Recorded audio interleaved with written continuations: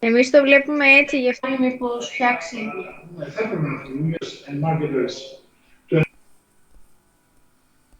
And marketers to deployed in a roster of planning techniques. It gives access to researchers and marketers to works out of the way, which is why it makes it even more.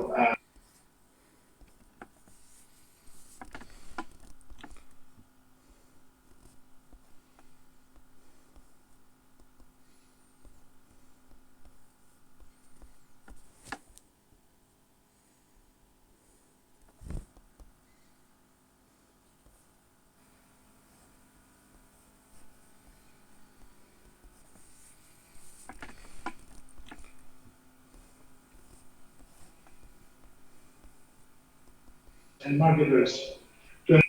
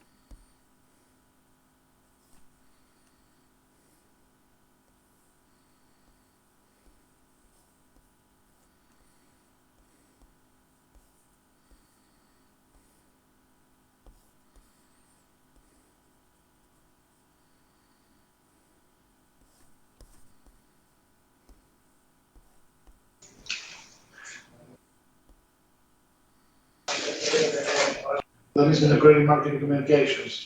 Again, VIP will be with us in a sec. In the meantime, can you just go through the issue with absences, presences, and so on and so forth? I can see three faces in class right now, and 5 of you are connected online, which makes it 8. Of course, it is up to your own discretion to attend this class.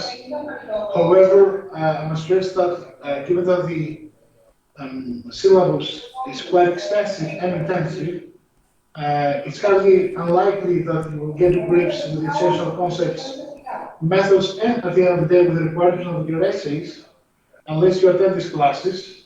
So it's really up to you how you're going to handle the issue of attending or not.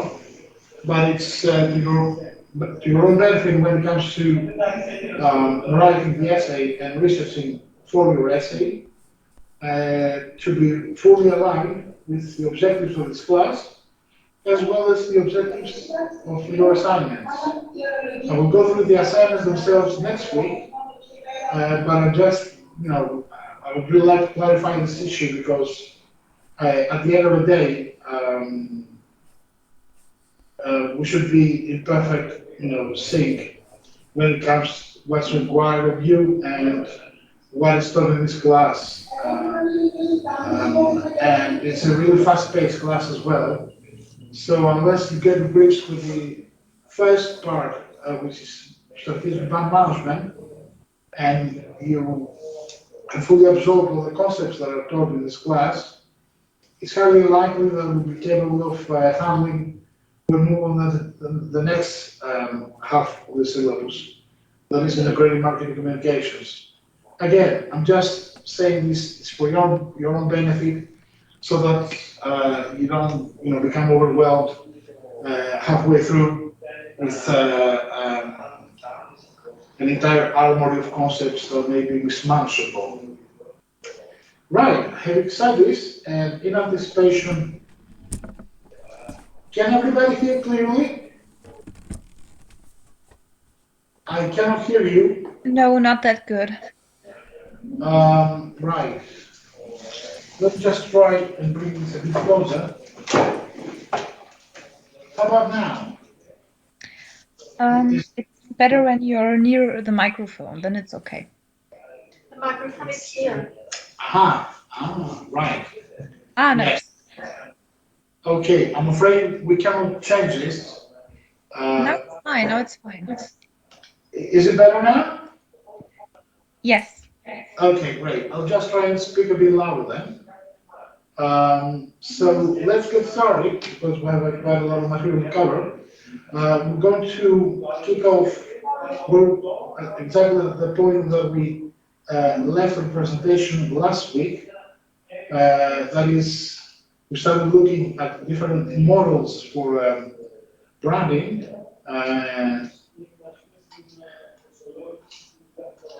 We looked at the brand identity prism. Excuse me, I cannot see anything. I cannot see anything. See your presentation. Right. It should be shared. I don't know it's not. Anyway, the idea, I don't know, is on the way, so this should be resolved soon. You cannot see the presentation? No. What about the others? Can't see it. How about now? No, nothing.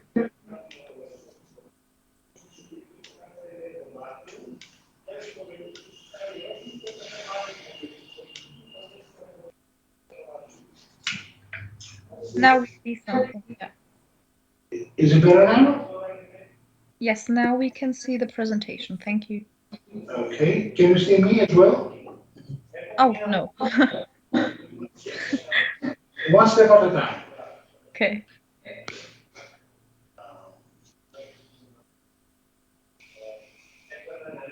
Well, the camera is on.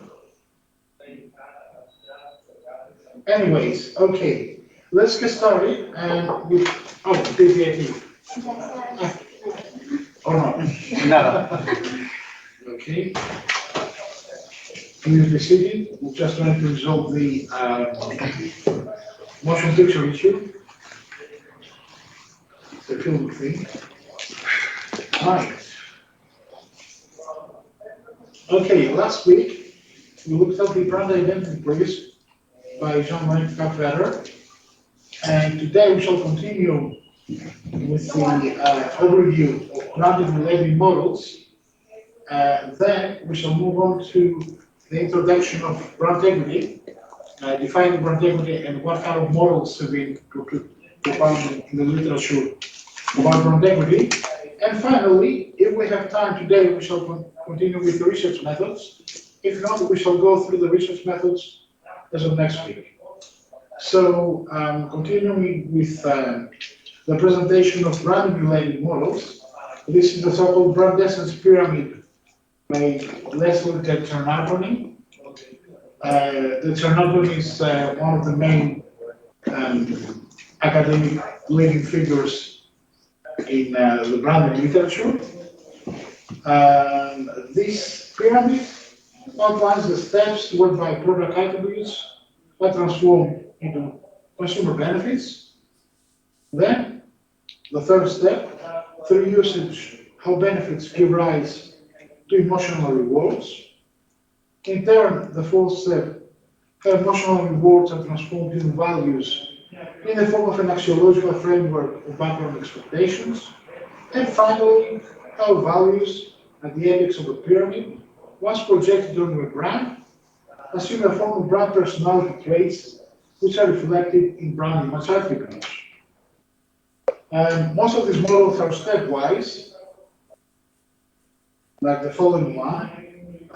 This is the initial exposition of the brand dynamics pyramid by Hollis et al. In '96. We shall return to this pyramid later on in the context of brand Z, which is an evolution of this initial exposition. However, the main pillars of the model are still the same. We start with presence, that is, which includes brand awareness, but also brand availability in the retail environment. Once a brand has established its presence in the mind of consumers in terms of awareness, but also availability in the retail environment, we move on to relevance, that is, whether the brand is relevant for me.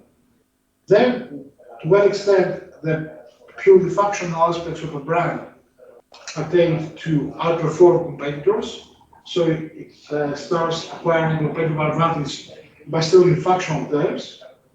Once these functional terms are coupled with emotional rewards and emotional involvement on behalf of consumers, the brand starts gaining a clear competitive advantage, which becomes consolidating at the apex of the pyramid, that is bonding, where consumers are transformed into loyal customers, and the customer and the brand is characterized by a high retention rate and a low return rate, and of course, where consumers are prepared to become evangelists or what's called brand ambassadors. The third perspective is brand storytelling. Storytelling is one of the, let's say, hip concepts in today's marketing, and especially in online marketing. It's all about stories. And the reason for this is that there is ample research that demonstrates that people think narratively. That is, consumers store brand-related information in the form of stories, and this type of knowledge may be accessed by asking people to reproduce the stories. Which is why you can see all these brands that organize competitions and user-generated content competitions among consumers, asking them to share their stories, including the use of a brand or how they spend their vacations, and all sorts of different kinds of use occasions, but also of different ways of listing how a brand is used and the benefits that stem from its use in different occasions. So storytelling is a very powerful technique, but also an embedded aspect of human behavior, which is why it makes it even more expediting to employ it in a roster of planning techniques. It gives access to researchers and marketers to an array of unconscious consumer associations.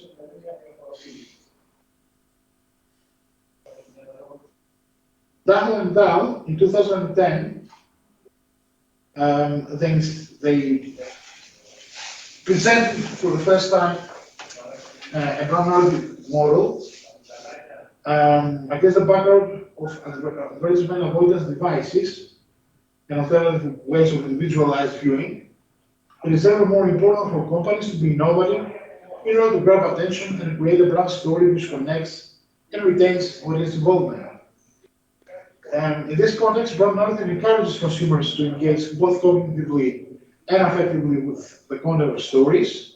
And as the scholar said, narrative processing creates or enhances self-brand connections because people generally interpret the meaning of their experiences by fitting them into a story. Especially in a postmodern world, provided that we live in a postmodern world, which is questionable, but anyways, this has been claimed quite often. Brands like American Express, Apple, and Harley Davidson forge bonds with consumers through narratives and myths that are rooted in emotion and identity. This is called emotional branding. And as the brands give social and psychological substance and meaning to the product, enduring loyalty is likely to ensue, rather than fixed sets of rules and beliefs which are projected by organizations to traditional advertising. Storytelling is shared mutable communicative protocols that facilitate the subjective understanding. So it's also not just a matter of developing bonds and emotional attachments between brands and consumers, but also facilitating the interaction among consumer groups by capitalizing on the elements of storytelling as regards brands. Um, at the same time, there might be an issue with brand identity. As you may recall from the first lecture, brand identity are all these elements that are projected by brand and which are responsible for generating brand image. The more these elements spread towards multifarious consumer groups, and the more a brand is receptive to such different ways of relating with it, that is, via the different brand elements that may be invented in different stories, the more it becomes multifaceted. This has both beneficial aspects in terms of enriching its consumer associations, but also there's always a downside in terms of interpreting a brand promise or brand identity differently, not necessarily aligned with the strategic objectives of the brand. This is one of the key branding challenges that we're facing nowadays in a web-to-one environment, social media especially, that is the loss of control over the meaning of a brand. And we shall be looking into greater detail how we can manage this potential loss of meaning in order to maintain, first of all, the role of brand management as such, otherwise it goes out of the window. And at the end of the day, of building a strong brand that is focused on achieving our business objectives. This is the model. Can you see the model for those who are online right now? Can you see the model, the brand analytic model? Yes. All right. This is the brand analytic model that was proposed by Raman and Dal. The main attributes that are of concern are located at the outskirts, at the very outer periphery of the model, that is media author myths, customer author myths, and company author myths. The consumers feel that these products are the expression of individuality, the lifestyle, and the notion of self. And in order to emit this kind of emotional attachment, create this emotional attachment, brand identity has to be redefined from this classical model. Yes? Could you please zoom to the presentation? Right. Okay. No. I mean the whole window. You can just click on the top, on the right corner. You can open the window. You can make it bigger. Yes. You mean full screen view? Or okay. No, not full screen. It's in a full screen view. Is it better now? Oh, a little bit, but it's still not that. Yeah. Can you see this clearly? At least well, for your colleagues who are in class right now, they can see this clearly. Is there about a specific part that's not clear? Yes, the picture, but in general, the presentation is not on my full screen. So I don't know. Maybe you can. Sharing the presentation. Can you see? Let me see the presentation in full view because it's shared right now. You should be capable of seeing this on your screen in full view. What about the others, if they have the same? Can you see the presentation in full view or not? Sorry to interrupt. Can you see through our chat that one of our colleagues has sent us how we saw and we see the actual presentation in order to understand what Ana Maria is saying?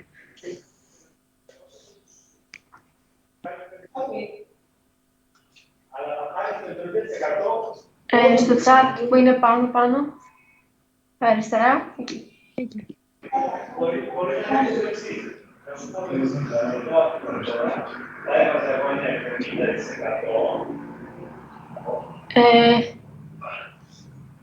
It's loading. It's loading, it's under. Yes.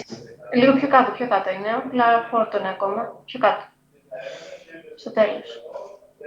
Εκεί. Για ανοίξτε. Εμείς το βλέπουμε έτσι, γι' αυτό σας λέμε ότι δεν μπορούμε να δούμε την εικόνα. Μα άρα δεν είναι full view. Αν το κάνετε stop sharing και να το ξεκινήσετε πάλι, μήπως φτιάξει. Ναι, θα έπρεπε να φύγουν, γιατί... Το IT δεν έκανε το μεταξύ ακόμα, μπορούμε να ξαναδούμε το IT. Ναι, να ξανακαλέσω. Μήπως θέλουν να ακούσουν εσάς. Να πούνε μη καθηγητή, μήπως. Δεν νομίζω. Έχουμε πρόβλημα... Δίπλα από το μικρόφωνο. Το IT. Αυτό, ναι, για 20. Και πάλι το ίδιο. Υπάρχει πρόβλημα, μπορεί να έρθει κάποιος. Δεν το έχω σηκώσει. At the meantime, I have another question. Maybe Yorgos, maybe you have the problem too. So I got an email, and they are from BCA, and they are writing that I don't know, we cannot attend just online. 70% has to be in class. But it's new to me, this information. Did you do something? I think this is for the bachelor and not the master degree. At least I don't have this information about the master's degree. It's not. Attendance doesn't. Δεν έχει σημασία τέλος πάντων με το πτυχιακό, είναι για το πτυχιακό σας. Ναι. Okay. Εντάξει, ευχαριστώ. I will cross-check this information though, Anna Maria, and I will let you know because I haven't been informed about such a compulsory split between online and in-class attendances. I will have to cross-check and say get back to you. Yeah, is this fine? Right, can you see the presentation now? Because I've shared it on you. We just see your calendar. Are you sharing the screen? Now it's full screen. Is it full screen now? Yeah. Okay. Okay. How about now? Is it better? Yeah, it's okay. But yeah, we just see the calendar, not the presentation, but it's full screen. It's like zoomed in. Oh. That's what I'm saying. Are you sharing the correct window? Maybe you're sharing the calendar one and not Yeah, the it's a calendar. We can see on the calendar. Άμα πατήσετε στο window, νομίζω, εκεί που ήταν στο sharing, πάνω δίπλα από το μικρόφωνο, Ναι, μπορούμε να δούμε όσο παρακαλώ τι γίνεται εδώ πέρα με το... άμα πατήσετε στο window, Γιατί δεν βλέπουμε σε preview.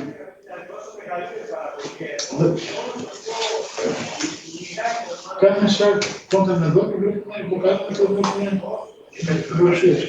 Να κάνω share το παρουσίασή μου. Και κλείνω εδώ. Στο PowerPoint. Έχετε ένα screen. Οπότε τώρα το βλέπουμε. Το δεν το βλέπω. Το βλέπετε. Το βλέπετε και από εδώ. Ποιο. Ναι. Και τώρα τη βλέπει παρουσίαση. Mhm. Γιατί δεν θα δεις πριν. Ακριβώς, αυτό έκανε και πριν. Εγώ ταυτόχρονα βλέπω και το calendar σας πάντως. Βλέπουν το calendar ταυτόχρονα. Το βλέπω στο πλάι σαν να είναι δηλαδή, σαν να ήταν η κάμερα η actual και κανονικά έχω στη μεγάλη εικόνα μου το PowerPoint σας. Δεν ξέρω πώς γίνεται αυτό. Μπορούμε να κλείσουμε το calendar. αντί να βλέπουν εμάς, βλέπουν αυτό μάλλον βλέπουν. Ναι. Ήσουν μπερδεύει. Χρησιμοποιεί το calendar και να κάνει σε calendar. Πριν βλέπανε αυτό π.χ. που έχουν στείλει στο chat τα παιδιά, δεν ξέρω γιατί.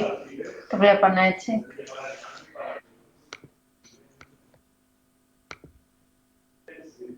Ναι, τώρα φαίνεται όμως. Τώρα έχει φτιάξει, ακόμα βλέπω το calendar. Κάτσε να πω κι εγώ, μήπως να καταλάβω. Τώρα φαίνεται το class macro και... Τώρα βλέπουμε εσάς. Αχ, συγγνώμη. Μιλάω πάνω στη φωνή του Γιώργου, μάλλον. Για να πω κι εγώ.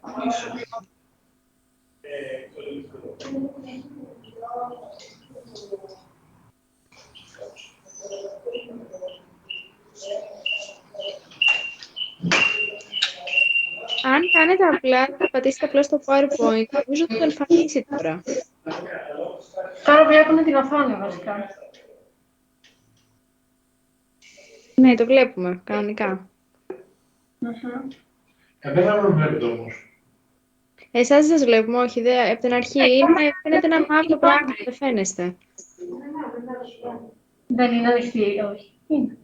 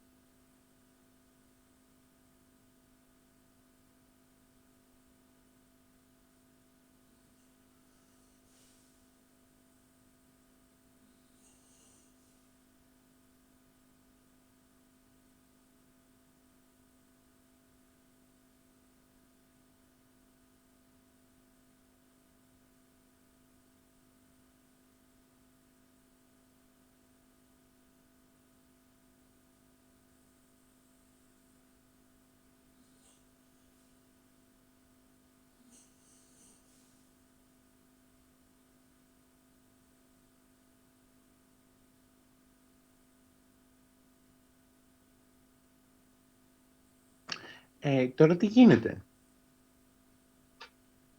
Περιμένουμε να ξανασυνδεθεί, φαντάζομαι. Α, οκ. Εσείς ακούτε κανονικά? Σήμερα και γενικά την προηγούμενη Δευτέρα ακούω χάρη. Ενώ σε Έτσι είναι πάντα, να ξέρεις πάντως. άλλα συστήματα έτσι είναι Τις Τετάρτες σε μένα ακούγονται πολύ καλύτερα πάντα. Ναι, τις Τετάρτες και εμένα το ίδιο, ήταν πολύ καλά. Δεν ξέρω να φταίει το μικρόφωνο. Απλά ακούω πάρα πολύ τη διπλανή αίθουσα. Και τη Δευτέρα που ήμουν από κοντά, φωνάζανε πάλι από δίπλα. Είναι κλασικό φαινόμενο. Συμβαίνει συνέχεια. Αλλά νομίζω ότι τις Τετάρτες είμαστε σε άλλον όροφο και άλλη αίθουσα. Γιατί στο προηγούμενο εξάμηνο έχουμε πάλι αυτή την αίθουσα που είναι τώρα τα παιδιά και έτσι ακουγότανε πάλι. Όλοι από άλλο εξάμηνο, μόνο εγώ είμαι πρώτος. Μάλλον.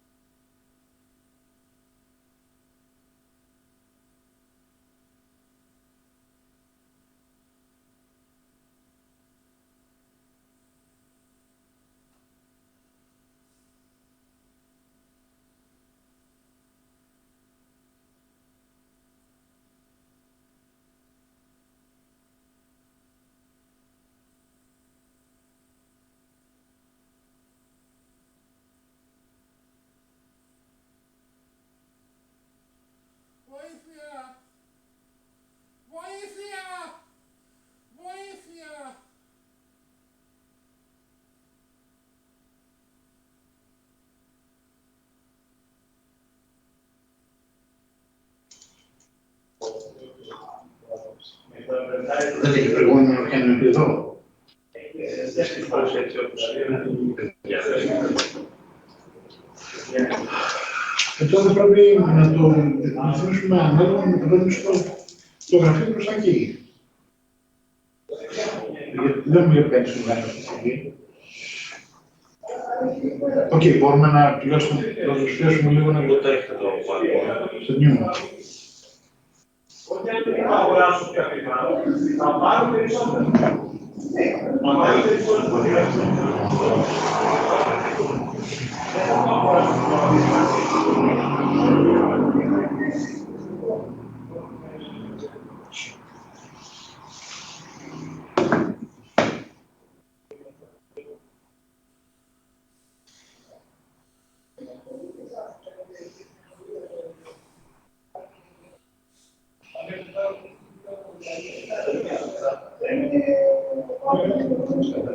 Can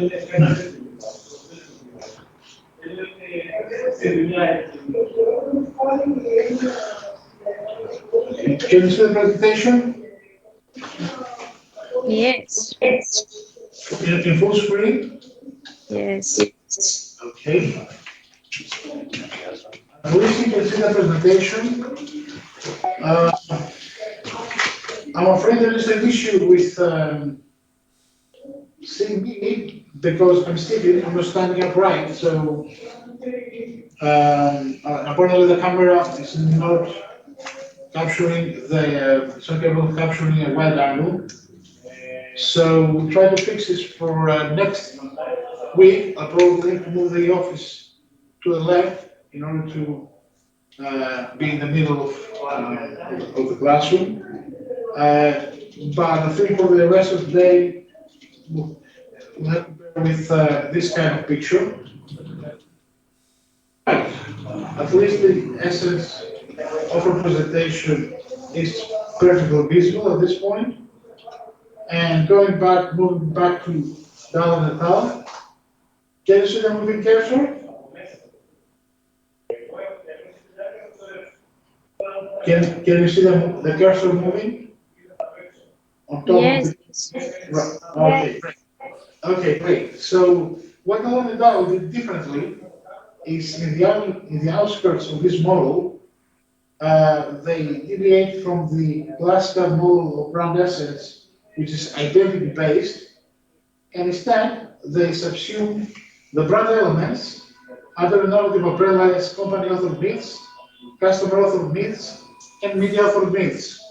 So for the brand narrative model, the main elements are not the slogan or the jingle or whatever other elements are used by the brand to project a specific brand image, but all these different stories that may be authored by the company, but also by customers as well as the media.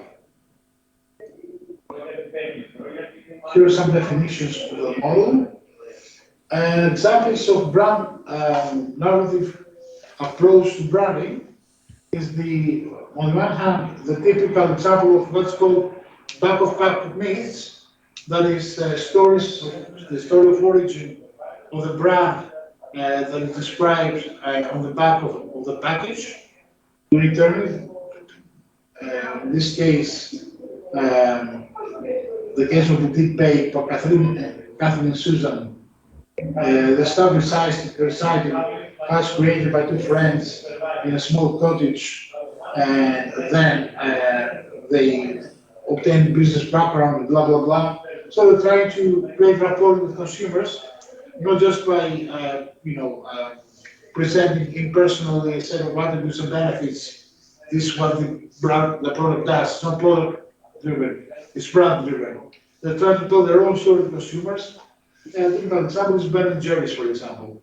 Ben and Jerry's typical example of a brand that started from two friends and has maintained this family, let's say, oriented business, despite the fact that it's a very profitable multinational company right now. Another example, which is very popular, comes from Airbnb. Its website has a section that's dedicated to offering an inside look at the lives of their hosts across the world. And this helps prospective hosts and travelers to become more connected with each other, as well as with the people who run the properties they'll be staying in. Let's look at the video from an Airbnb host.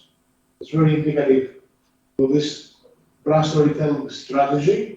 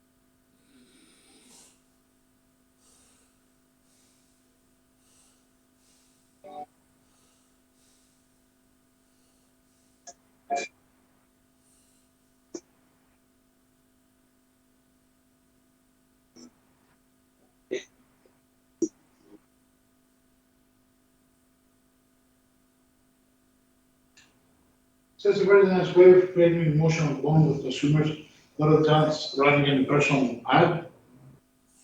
We'll talk in great detail in Lecture 5 that is focusing on digital branding. And let's move on to sonic branding, which is, I think, one of the most promising concepts going for the future of branding strategies going forward. Sonic branding is essentially about the strategic use of music for the creation of coherent brand identity. What's the difference between using music as a background for advertising and using music for building a strong brand? Is of course the difference between creating a memorable jingle that may place at the end or the beginning of a TVC or in all possible brand communications or maybe invented by a brand, and using this as an anchor for consumers' memory whenever they hear this jingle, they associate directly with the brand. It's extremely important and extremely powerful. There are various forms of employing sonic branding or for employing sound and music for strategic brand management purposes. One of these outlets is the Sonic logo, Sonic signature. For example, Harley Davidson has patented the sound of its engine. All the Sonic signature in Mazda's TV commercials, zoom zoom. It aids in enhanced memorability. It nurtures unique associations in manners that are not feasible via pictorial signs. For example, pictorial signs such as color or shapes, they're more or less shared across categories and brands. So it's not necessary to own a pictorial sign or visual territory as it is to own a sound or a music, a visual soundtrack. It grabs attention more directly than verbal and visual stimuli on shelf when making a selection and you see the brand name and it's automatically associated with a jingle or perhaps a soundtrack, a piece of music that you like. It's a more direct way of forging, again, emotional bonds, so it aids in relevance. And at the end of the day, it attains uniform brand presence across touch points. It can be easily shared wherever. It might be ambient advertising on the street, it might be in-store advertising, it might be TV advertising, it might be online. It's easily shared. It can be sent via mobiles, via online communications. So it's a very effective and efficient way of building a brand identity by using a sonic signature. A typical case is of using music for strategic brand management purposes is a difference in the deployment of music between Pepsi and Coca-Cola. Whereas Pepsi has been at the heart of its strategy over the past since 1940s, with the who's who of artists parading among its billboard. It has even been sponsoring charts in the UK for 20 years. Nevertheless, Pepsi has been overshadowed in some branding terms by Coca-Cola, who created the biggest brand music hit of all time, that is, I Like to Buy the World a Coke in 1971. And they also rolled out a sonic branding campaign, perhaps one of the most, with the greatest, one of the campaigns with the greatest longevity that have appeared in this trip so far. With the theme Things Go Better with Coke, that ran between the 60s and 70s.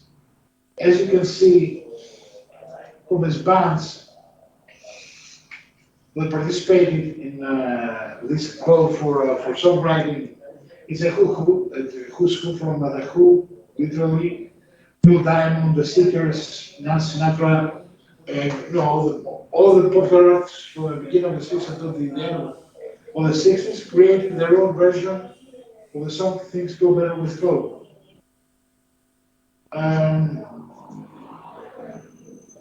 More recently, Coca-Cola has been capitalizing on a solid branding strategy in the following way by, in the Test the Feeling campaign, by emphasizing what's called the intrinsic soundscape of the experience of the brand, that is, the sound of bottle opening, the sound of the sound that's produced by the cap when you open a bottle, the ice cubes, the typical ice cubes clipping sound, the sound of pouring, and of course the final sound of satisfaction when you see a can of Coke.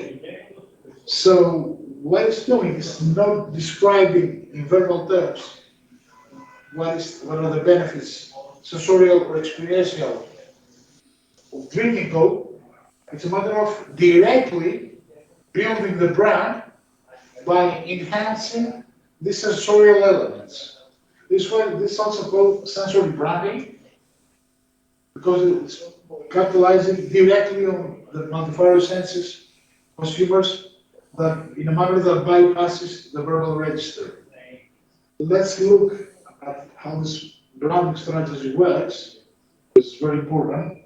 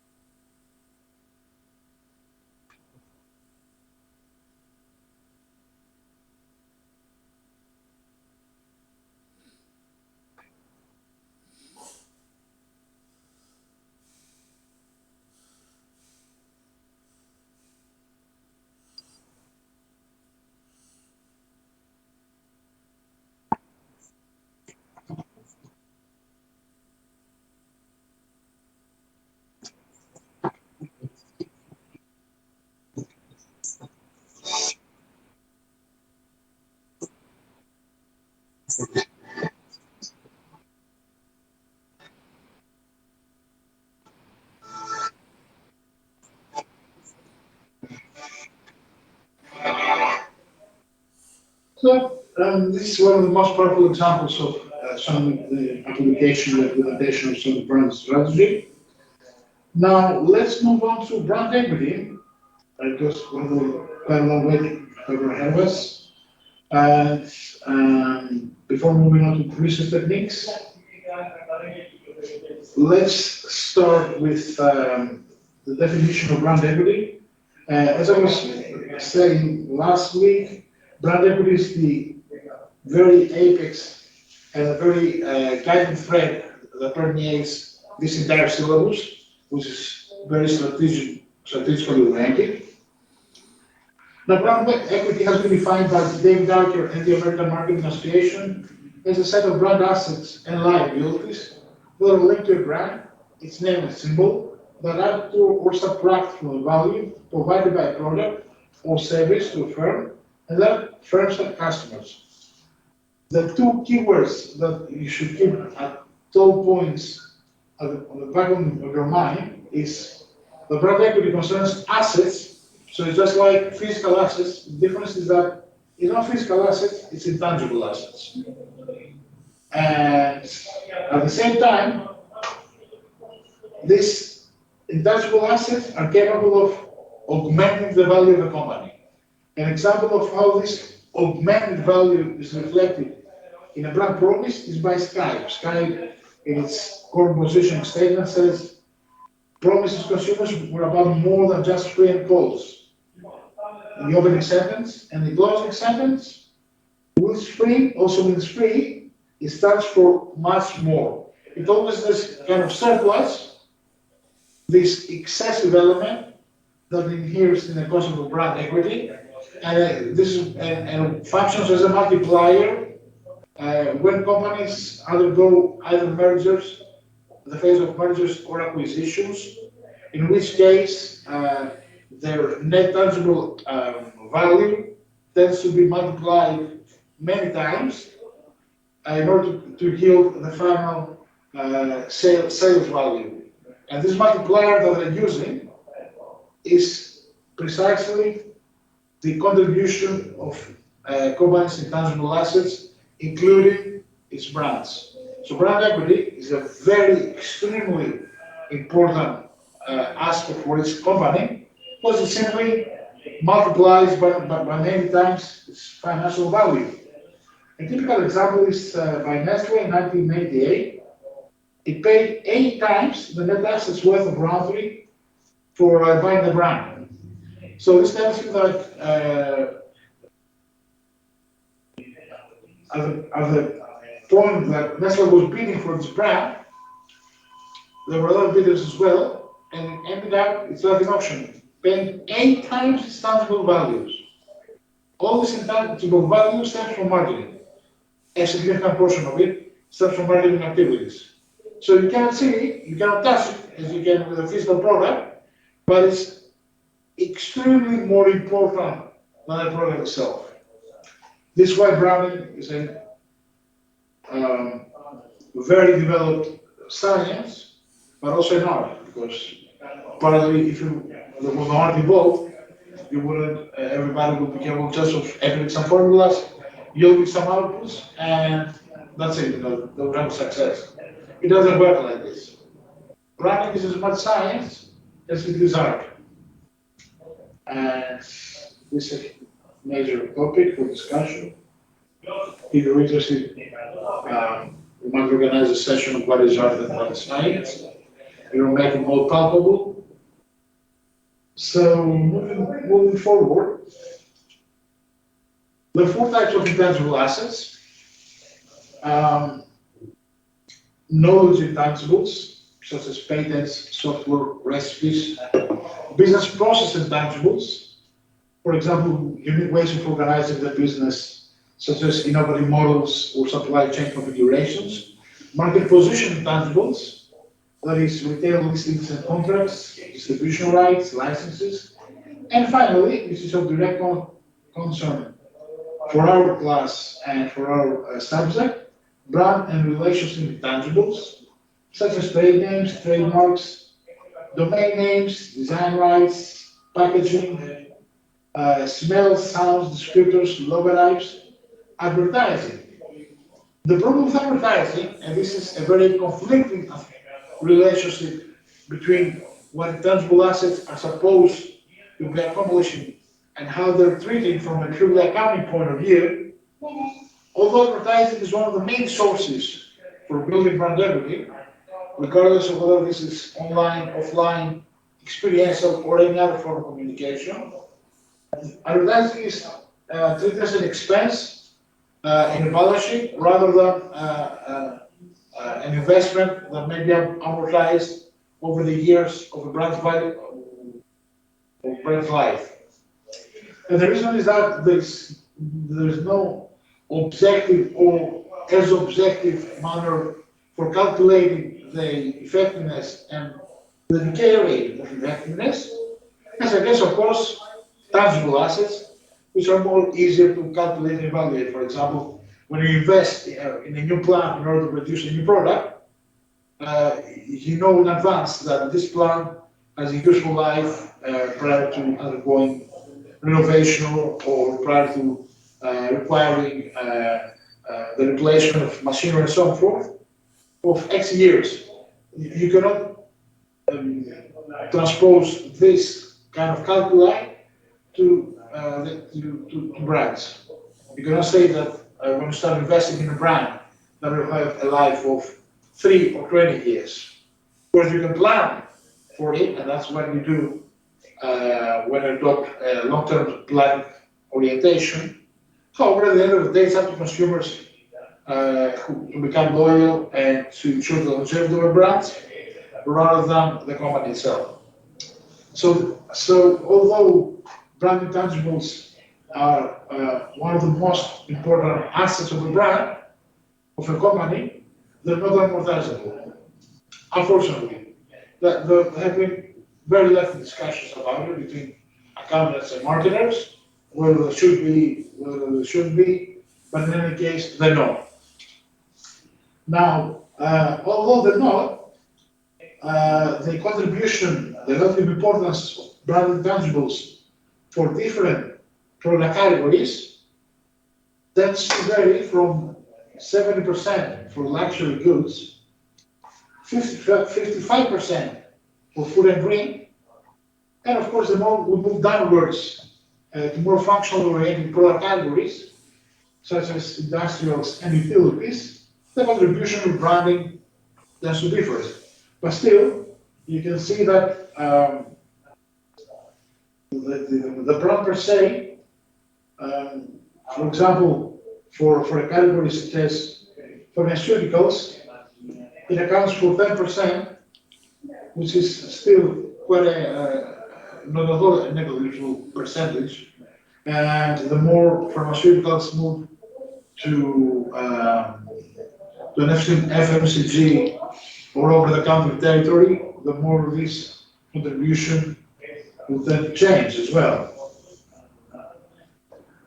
These brand intangibles have been called by Alexander Beale one of the earliest and long-lasting researchers in the field of brand equity and the relationship of brand equity and advertising communication. It has become the soft side of branding, precisely because the kind of metrics that they're using for evaluating its performance and marketers' performance when it comes to the outcomes, the source and outcomes of branding, they're not as either uniformly applicable across all brands and companies. There are various models, various methods of calculating the relative contribution of brands, and we shall be looking in greater detail at some of these models in a while. A VPO study that asked consumers to state the extent to which related brands in a category were truly different or pretty much the same revealed that consumers were far more likely to find differences in categories that rely on emotional appeals, such as beer and cigarettes, than those using predominantly rational appeals, such as cleaning products. The software image characteristics, such as brand personality, we looked at brand personality last week, are often far more differentiating, as they're less constrained by the physical attributes of their underlying products.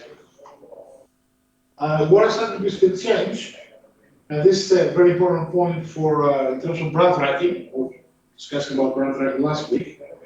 Product attributes may change in functional terms. However, brand personality of the intangible side of things changes at a slower pace and in a more phased manner. So, for example,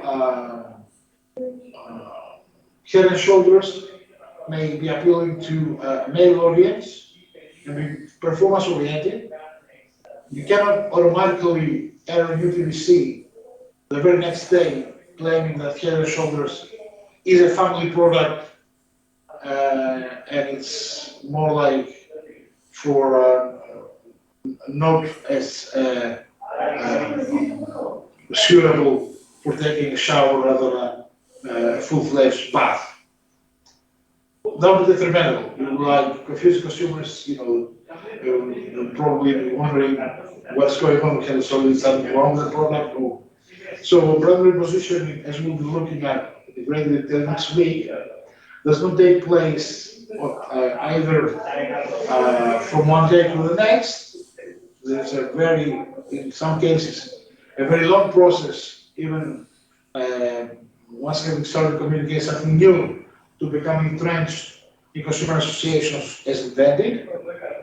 And this is why it's more valuable, because the more you invest in building the brand personality, and the more effectively you're doing this, the more it is the likelihood will be eroded by competitors, because it takes time and money. Whereas a formula may be changed in 1 month's time. For example, the physical attributes can change, brand personality does not change as easily as the physical side. So to give an example in absolute monetary terms, 8 trillion or nearly half of the 18 trillion market capitalization of the Standard & Poor's 500 index consists of intangible assets, and brands among these intangible assets account for more than 100% of the stock market value of companies. So the task of brand management is not just to launch products, place them in the retail environment, and pressure the consumers to buy them. It's to build company value over time. And this kind of difference is also reflected in different ways of measuring the effectiveness of brand management activities. And what I'm talking about is the difference between brand valuation and brand evaluation. Brand equity is measured primarily from two different perspectives, all overlapping in certain respects. On the one hand, we have brand valuation methods, which is the way of assigning financial value to brands, and it's more financially oriented, as against brand evaluation, which has to do with consumer-based metrics and methods for gauging the way brands are effectively translated in the consumer associations in the consumer's mind. So it's more like the financial versus the psychological perspective, although, again, there are overlaps between the two, both in terms of metrics as well as conceptual models, as we shall be looking very in detail. I uploaded one of your, I think, in the readings for week 2 this week, or the previous one, I think it's for this week, a book by Gabriela Salinas, which is called Brand Valuation Methods. And at least to my knowledge, is the most comprehensive book that includes quite a lot of methods for assigning financial value to brands. It's very well written and very thoroughly written as well. It's not part of the curriculum, so don't be overwhelmed by it, because some of these methods, they do require quite extensive and intensive financial background. Don't worry about it. I just included it in your more peripheral bibliography in case it gets your interest or your curiosity. It's purely out of treated as part of your peripheral bibliography. Now, there are 5 main brand valuation methods from a financial point of view. I shall not delve extensively into these methods because they're not part of this syllabus. However, I would like to concentrate on the final one, which sums up what a valuation route attains differently than the evaluation route, and this different way of allowing us to understand how brands work is by offering an understanding of the contribution to shareholder value that depends on being able to express data for brands of profitability, growth, and risk, whereas the traditional view, the consumer-based view, assumes as the cornerstone of brand equity the ability of a brand to charge the price premium compared to its competitors. So the brand valuation perspectives offer a more holistic view because they calculate the relative importance of brands straight to the very end of the balance sheet, that is, brand's profitability and its ability to satisfy shareholders' value. It's very important because, especially for big brands, shareholders are one of the main stakeholders of a company. They hold, many occasions, more than what is actually retained by the company itself in terms of actual revenues. So you can tell that if some of these metrics are trying to convince shareholders to continue investing in a brand, they're very important, and they're going to be looking for these metrics. Nevertheless, it should also be stressed at the same time that it's beneficial to undertake financial valuation of brands. There is no such thing as a uniform method of valuating. For example, you can see on the right-hand column that different methods of producing financial valuations of brands get completely different numbers. For example, the book-to-market model. This is a valuation for a pharmaceutical brand, UCB. This is a study from a study conducted by Praxis University Business School. And UCB was evaluated from 427 million euros up until 2000 billion. So, these figures are quite divergent. It's not just a matter of, slight deviations in terms of, if you want euros, we're talking about more the historical cost approach yielding a figure that is 5 times more than the relief model. So whenever you're exposed to this data, you should treat them with a pinch of salt, and you should always look into the methodology that has been applied for producing these figures. You should never take them at face value. This difference also tends to recur in the most popular brand valuation methods and reports that are produced every year. That is by Interbrand, the agency Interbrand, and by Keller Brown, the model Brand Z, which will be analyzed in a while. Again, you can see that although some of the brands that are included in the 100 most influential, most valuable brands in the world on an annual basis, there are overlaps in terms of brands themselves. However, there are quite divergent figures when it comes to the actual valuation of the company, the brand. For example, Coca-Cola was valued in 2009 by Interbrand at $66 million, whereas by Brand Z, it was valued at $58 million. Now, I would suggest that we take maybe a break before moving on to the consumer-based brand equity perspective, because this is the next perspective we shall concern with, and the model as well is very important, because this is more likely the model we use in our assignment. So it's very important to understand how it works and how you will draw this model to analyze all the brand required elements for your assignment. So let's take a break and come back in 10 minutes time. So, yeah? Great. Is everyone in line with us? Online in line with us?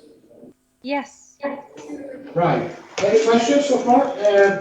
Any weak points, good points that you'd like to clarify? No, fine. Thank you. Okay. Great. I will see you in 10 minutes.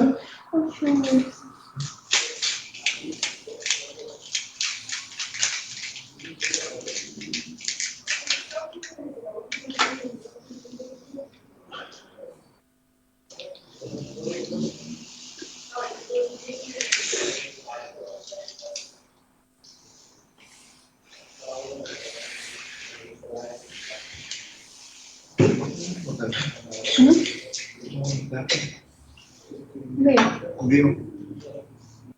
Να σε ρωτήσω κάτι. Τελικά έχετε δύο μαθήματα. Και τα υπόλοιπα τι θα κάνετε. Τρία το επόμενο εξάμηνο και ένα μαζί με την διαμετρική. 3 και 2 5 και 1 6. Και μην τι έχουν να. Τέσσερα προηγούμενο. Τι 4. 3. Είχαμε και ένα που έχουμε και το 2. Κάτσε, proposal 4. Proposal. Όλοι Ναι, 4 το βάζω. Συγγνώμη, δεν ρώτησα το όνομά σου στην αρχή. Αντωνία. Το πληθυκό. Του Μάση. Αντωνία του Μάση. Έλενα. Βασιλική Βίκα. Βασιλική Βίκα. Βίκα. Εγώ μία. Η Έλενα. Σταύρος. Τάσος. Σταυρόμουνας. Οκ. Για μετά είσαι πρόβλημα με το όνομα. Τα ονόματα. Δεν ξεχνάω πρόσωπα, ξεχνάω ονόματα. Πραγματικά, δηλαδή, μπορεί κάποιος να μου πει το όνομα του 10 φορές, έχω τεράστιο θέμα. Για μένα. Ποια έχουμε, 6 δεν έχουμε. Και ένα διπλωματική. Έχουμε. Consumer behavior, strategic marketing και social media plus το dissertation που το βάζω σαν ένα μάθημα. Ναι. Και μετά. Δευτέρα, Τετάρτη. Τρίτη και Τετάρτη. Ωραία. 2. Τώρα. Πέντε και έξι. Έχεις και διπλωματική. Πώς? Άρα 7. Στο διπλωματική. Α, διπλωματική δεν βάζεις έξτρα. Αν δεν βάζεις άρα 7. Πώς? Τα μαθήματα είναι. 2, 3, 1 και η διπλωματική. Ωραία. 2, 3, 1. Τώρα ξεκίνησες. Ναι, καλά, το κάνετε μαζί. Ναι, τώρα το κατάλαβα.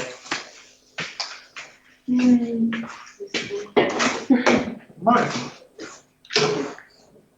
Περίεργο. Θα μου ξυπνήσει μια ώρα. Δεν έχω κάνει πολύ. Ναι.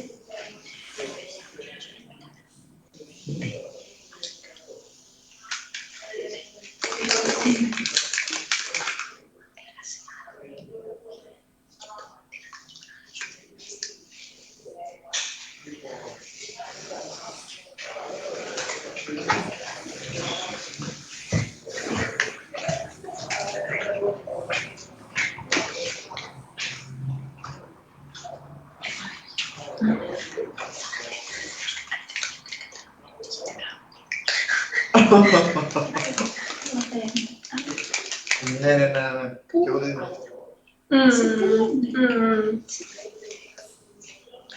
Πριν έρθετε, τον ρώτησε η Νεώσια και μου λέει ότι πρέπει να διαλέξουμε. Έχει και ομαδική και ατομική. Ναι, η ατομική και ομαδική δεν έχει. Θα πρέπει να διαλέξουμε, λέει, ένα brand και να κάνουμε ανάλυση. Ωραίο αυτό. Το θέμα είναι να Ποια είναι η είναι διαφορά όμως με το μάθημα που κάναμε στα social media? Α, ότι εκεί ήταν μόνο social media. Εμένα το Facebook και digital.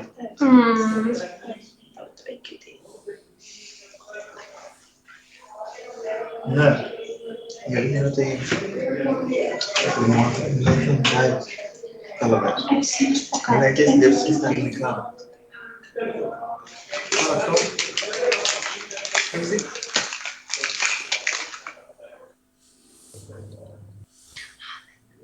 Τι λες?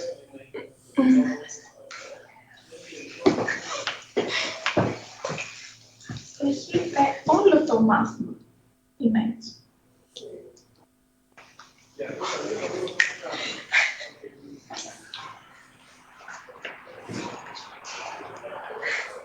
Να μου ξεντήσετε τώρα. Καλό. Είναι και το μικρόφωνο εδώ ανοιχτό. Εντάξει, δεν μας παντοποιεί. Αυτό δεν είναι σωστό. Συνεχίζει δηλαδή τώρα.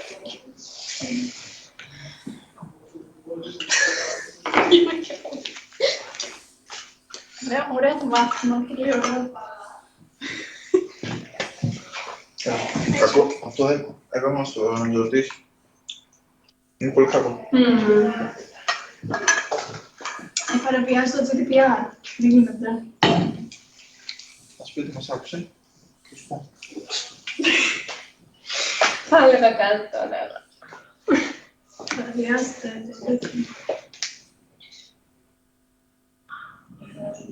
Δεν πειράζει.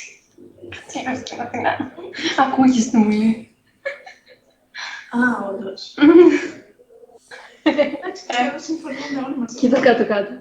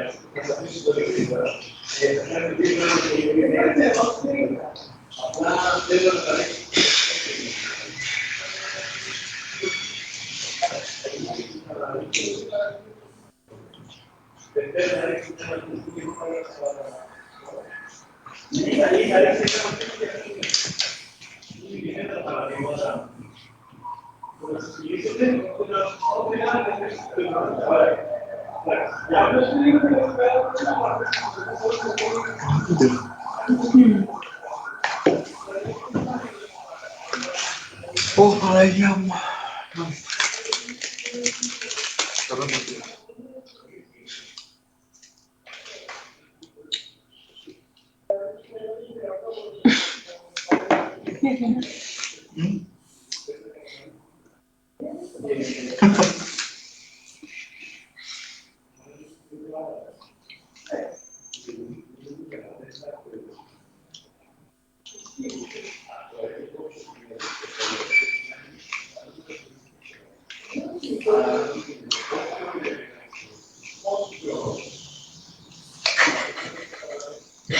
Κωνσταντίνα, ότι εκφύγεσαι μου τράσει. Αλήθεια. Πω, μόνο. Εγώ θα δείσουν εσύ. Να σου πω κάτι. Γιατί δεν μου το λες τόση ώρα και εγώ μέσα το μου. Γιατί θέλω να το σιγουρέψω. ASMR.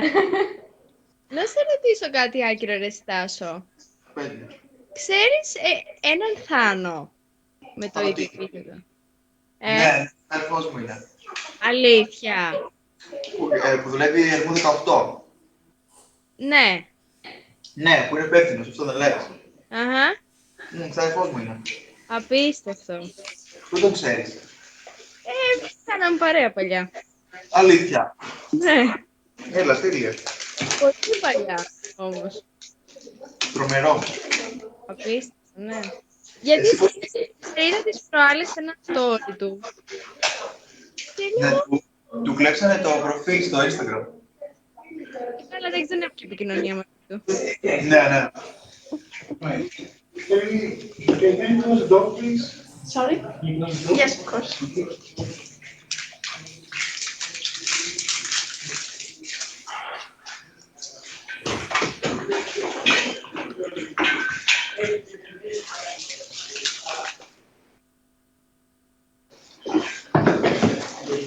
Right. And any questions so far? Okay. Sorry. Is everything also clear? Γιατί? Right. So, pursuant to the exposition of the financial evaluation point of view, let's move on to the very heart and soul of the syllabus, that is the consumer-based brand level perspective. The acronym is CBBE, so we're using this acronym quite often. So this stands for consumer-based brand equity. And essentially, the psychological part of evaluating the effectiveness of brand management strategic plan from an equity-based point of view. Brand equity is defined as the differential effect that brand knowledge has on consumer response to the marketing of a brand. What is knowledge of the brand? This mantra, again, is the cornerstone of this syllabus, so you should be better if you memorize it. Knowledge of the brand consists in establishing a differential brand knowledge structure or strong, favorable, and unique brand associations. Whatever you do, whatever strategic plan you implement, whatever options you exercise, they should result in consumers' minds in strong, at the same time, strong, favorable, and unique brand associations. Brand associations are essentially constitute the consumer response in terms of superior brand knowledge that is stored in the consumer's memory. It's all about memory. Whatever you do is parts of a brand strategy that should be reflected in consumer memory and to differentiate your brand by building strong, favorable, and unique associations. This is the model, the main model we shall be drawing on during this semester. Brand knowledge structure by Keller and Nathan, originally introduced by Keller in '98. Brand knowledge can be conceptualized in terms of a brand node in memory with brand associations that vary in strength that are connected to it. Brand knowledge, starting from the left-hand side, consists mainly of brand awareness and brand image. Brand awareness is a threshold perception determinant of brand value and refers to consumers' ability to identify the brand. And it's further divided into brand recall and brand recognition. Brand recall is the unaided recall, or what is called top-of-mind awareness. For example, the brand has been recalled on the mention of a product-related cue. Questions that are usually asked in tracking surveys aiming at eliciting brand recall is which brands do you recall from category X. Whereas brand recognition is again an awareness measure. However, it requests consumers to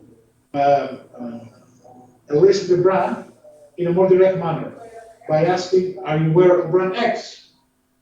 So by dividing the unaided by the aided awareness, you have instantly a metric of the relative salience of a brand in consumer's mind.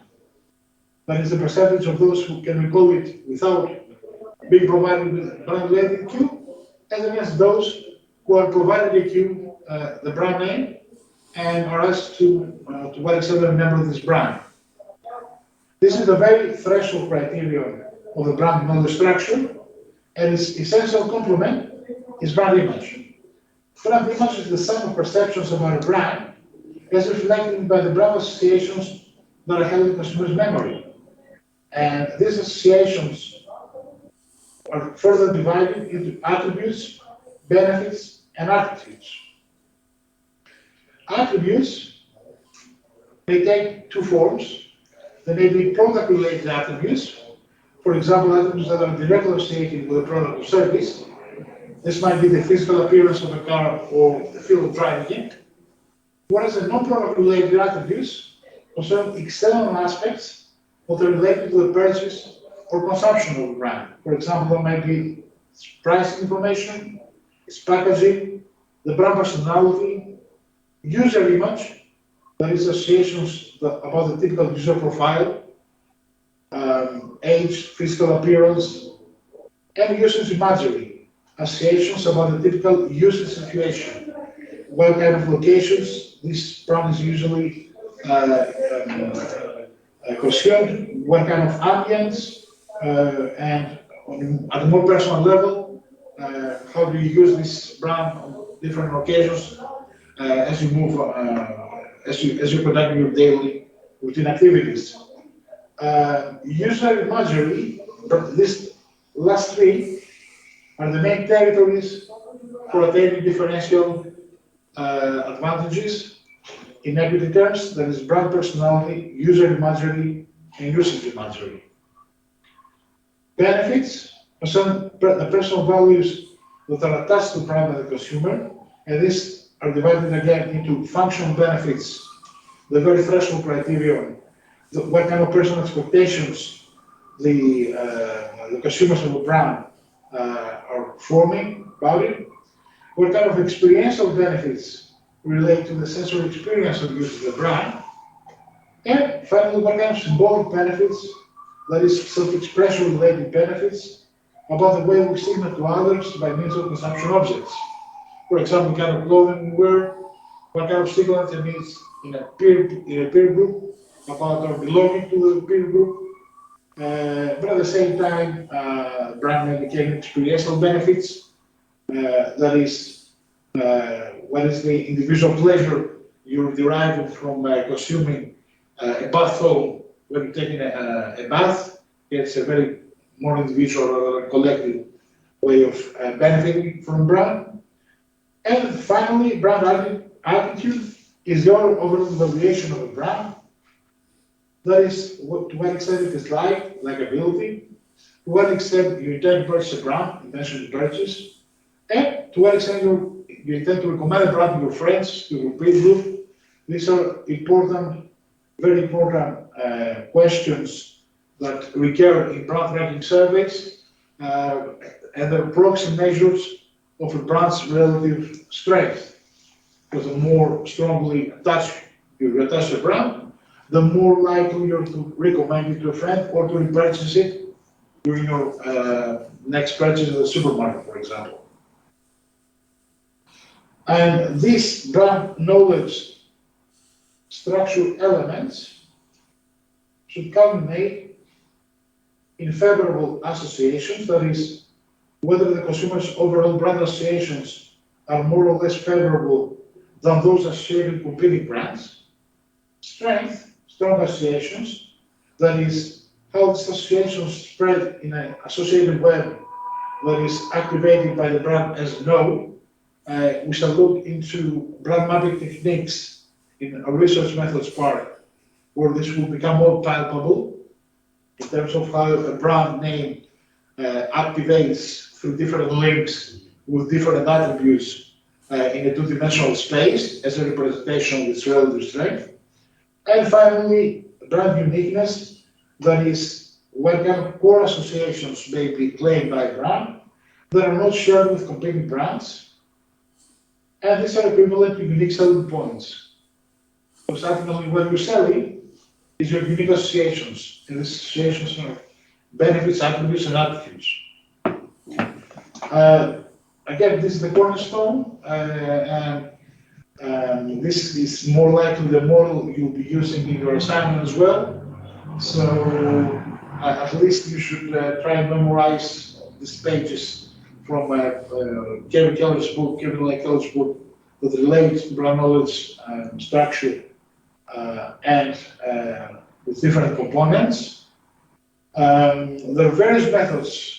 There is a plethora of methods available for researching each part of this complex mechanism. It's not as easy or easily attainable as it sounds, but we should first grasp and master the blueprint of the structure prior to moving into different methods of research in different parts. Now let's take a quick quiz, and the same holds for you guys who listen to me online right now. This is the brand knowledge structure quiz. You can see two columns, and what we're going to do is correctly associate the elements of the left-hand column with the elements of the right-hand column. Starting from the first statement, brand X runs frequently promotions. Which part of the right-hand column do you think this attribute corresponds to?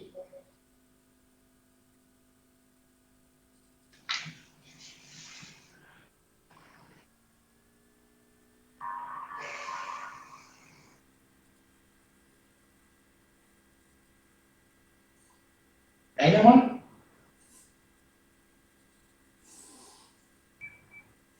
Rasmus? Price.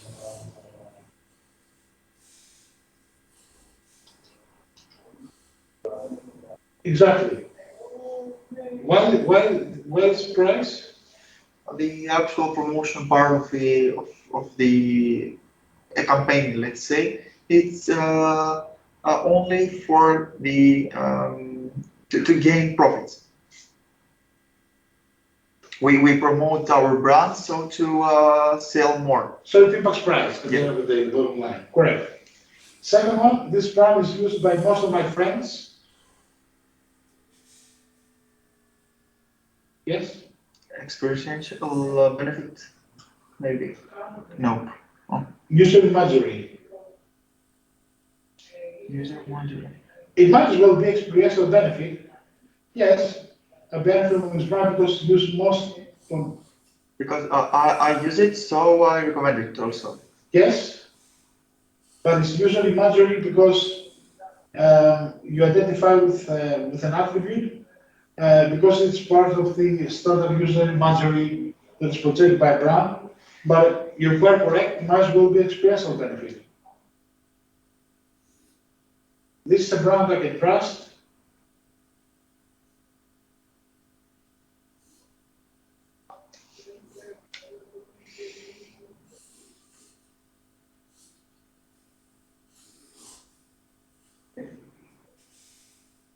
Yes?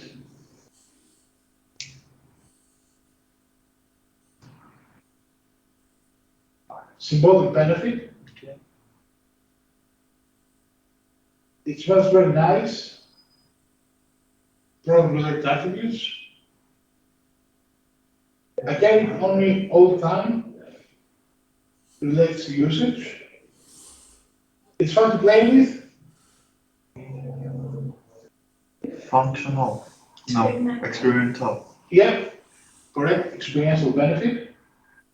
It cleans perfectly. Functional. Correct. And packaging. And has an easy opening packaging. So this is a way of, kickstarting your thinking process about what kind of elements fall under which part of the brand structure. And when you will be designing your brand for your assignment, for example, you will conduct a brand audit. And a brand audit includes analyzing both your brand identity and competitors' identities in terms of brand elements. You have to subsume these elements under the different components of brand structure. This is the only way of starting thinking within a competitive framework. Unless you start thinking within a competitive framework, just certainly you will not attain differential advantages, which is all what equity is about. It's a differential impact of your brand value structure on the minds of consumers. The differential, not just the impact, is what have to be unique. You see, all this, all these concepts come together. And you have to understand that within a frame of thinking, a coherent framework, in order to understand how brands work.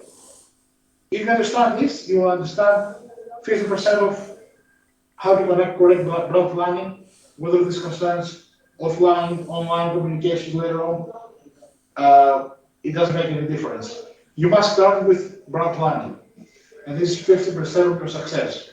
Unless you scrutinize all these elements correctly at the initial stage of brand planning, you will fail, because somebody else will do it for you. If you remember, I was talking about the spillover effect in the previous lecture. What does it mean that you have not associated correctly these attributes with these categories? That you don't know from which source your differential advantage stems.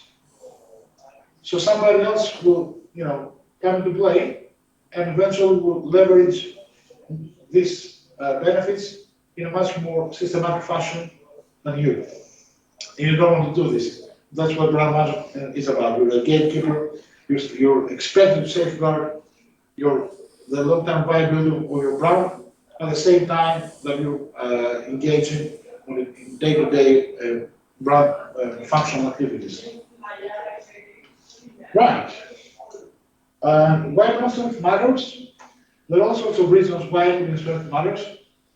First of all, a strong brand can drive sales growth by increasing the ability of a business to attract new customers and to retain existing ones.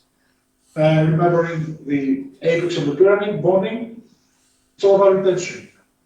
The higher the retention rate, the higher the equity, it presupposes a high loyalty, which means that the more loyal, the less likely will jump onto competitive brands. So brand strength, that is associative strength, matters. A strong brand can increase margins by commanding the price premium over competitors. Think Starbucks and Pringles versus an average cafeteria and an average crisp brand. Massive price premiums for both brands. Brands with strong bonds to consumers create barriers to entry to competitors. Consumers will be reluctant to switch to new players, even when the products and services are of equal or higher quality. And, of course, direct perceptual barriers such as loyalty and inertia. Loyalty occasionally is not a conscious thing. It's a subconscious thing or an unconscious matter. And this is called inertia. Consumers, including ourselves, we don't have the time to go in as detailed fashion as we might have done if we had all the time available in our hands. And when considering different brands on each purchase occasion, this is the effect of inertia. A considerable portion of our purchases is habitual, which means that as you pass by the shelves, you're just picking. And what you pick, most of the times, is a habitual act. This inertia, it costs lots of money to build, and this is the effect of brand equity. So basically, you save money from a corporation to build new brands and to have to justify why you should select your brand every time that you go to the supermarket. A strong brand facilitates entrance into new categories. It's a risk minimization strategy. Consumers know what to expect from a product with a brand name like General Electric or Samsung, as against less known or unknown or private label brand. Think, I don't know, Skynet or something like that, a private label brand by a retailer in General Electric. You're always making a trade-off by starting with brand name first, especially when it comes to durables, which have more technical specifications that you might not master, but you do trust the brand because it has advertised a lot, because people around you are using it. So brand name, especially durables and luxury items, are even more important as a seal of guarantee. So it facilitates entrance in two categories, but at the same time, it erects barriers to other entrants or other competitors.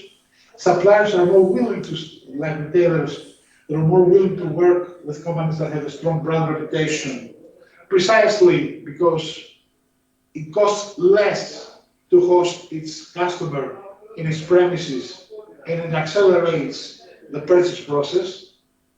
For example, if you have to conduct a conscious comparison process among all product categories at all times when you're visiting a store, you probably have to spend 5 hours within the store. So what are you doing when you spend 5 hours within a retail store? You're occupying floor space. And retailers are paying for this floor space more often because it's rented. So it's just like going to the cafeteria and spending 5 hours in the cafeteria rather than spending 1 hour and the same table being occupied by 5 different teams within this 5 hour slot. A strong brand can protect itself against counters, for example, during recession periods. It has been found time and again that brand loyalists are more likely to remain in a franchise during recession periods. For example, strong brands like Coca-Cola or Tylenol, they were capable of recovering from crisis periods much more easily than less well-known and trusted brands. But at the same time, during recession periods, they tend to hold on to their clientele at a much higher rate than more frail competitors. So during your next purchase in a recession period, especially when it comes to habitual and heavily and frequently purchased category, such as soft drinks, you will think twice prior to comparing, let's say, Coke or Pepsi versus EFSA, as against comparing a category with which they're less well known, but also involving names. If you remember, one of the key definitions we looked at in previous lecture was brand involvement. The same holds with category involvement overall. So the more involved you are with the purchase and use process of the category, and the more it means to you, the less likely you're to disrupt this set of repertoires that you have within this category and the hierarchy of the brands that partake of this repertoire.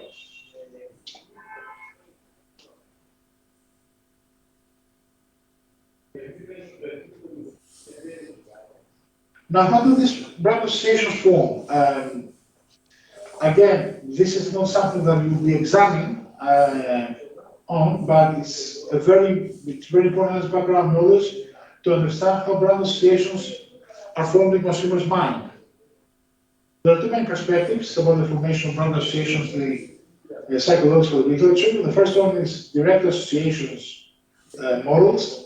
For example, the so-called human associated memory, other known as HAM, not CHIF. And there are also adaptive learning or connectionist models. And these are the kind of models that will be drawing on according to the classical spread activation schema. Knowledge is stored in memory in the form of interconnected nodes and links, and the brand is a node linking to different concepts.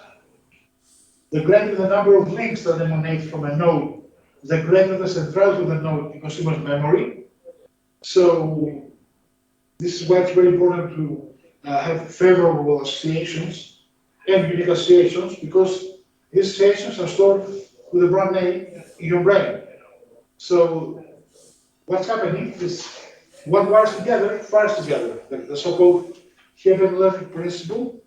That is, the more associations are uniquely, favorably, and strongly stored in your memory around the brand, the more when you're presented with a brand relevant cue at the point of purchase, it fires automatically together and you just buy it.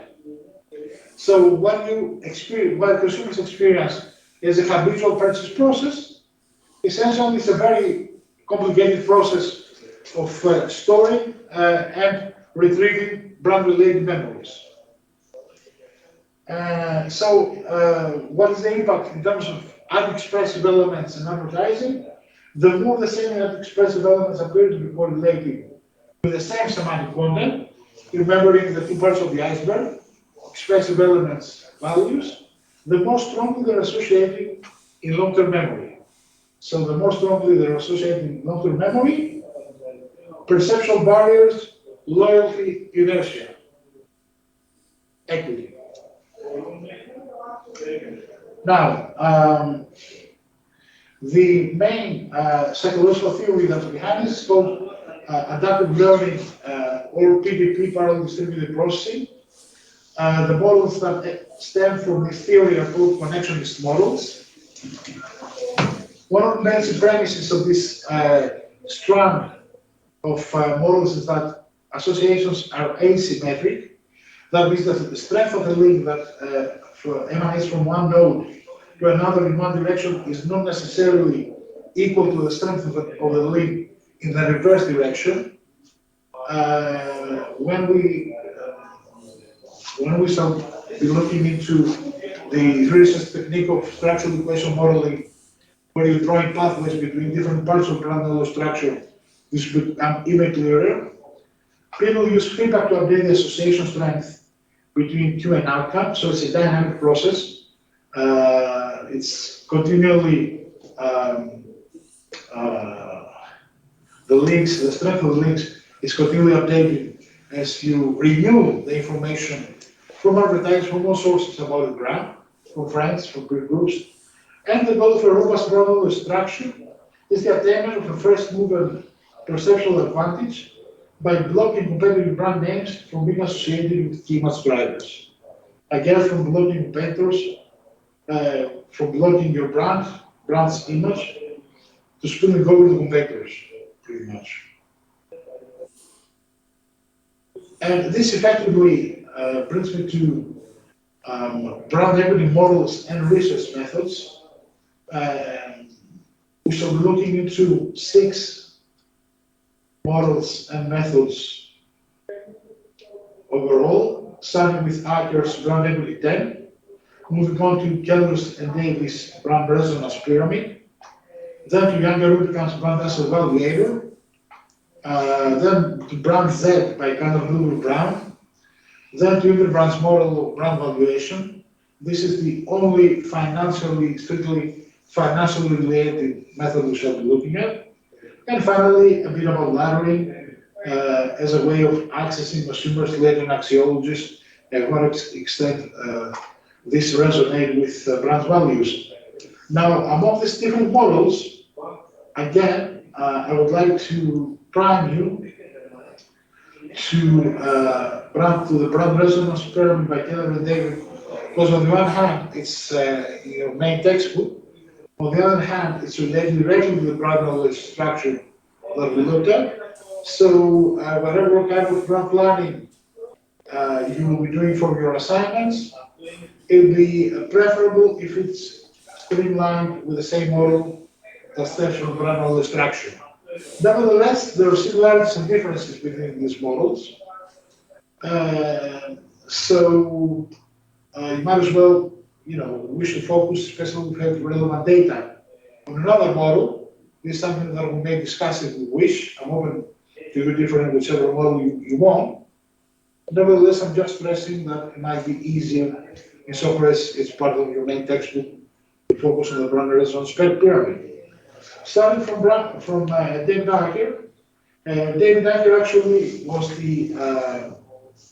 is the forefather and one of the main figures in brand equity literature. There are key aspects of brand performance which illustrate the components of brand strength. We have loyalty measures such as a brand's price premium, its satisfaction and loyalty, its perceived quality, its leadership and popularity, its perceived value, its personality, the kind of organizational associations that are formed around it, brand awareness, market share, and market price and distribution coverage. I shall not go into great detail about all the components of this model, which you can delve into at your own leisure. These slides will be available on Aaker.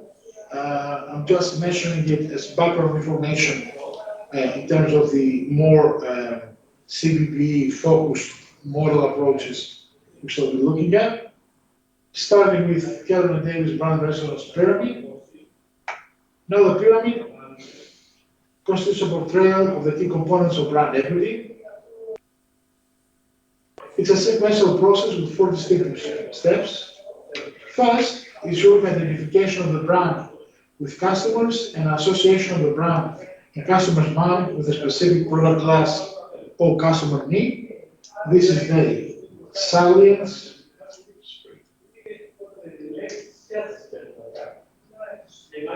The salience part at the bottom of the pyramid, or the level of awareness and relevance of a brand to a consumer. The left-hand part of the pyramid concerns more rational aspects of relationship building with brands, whereas the right hand of the pyramid, more emotional aspects. The second step is to establish the totality of brand meaning in the minds of customers by strategically linking a host of tangible and intangible brand associations.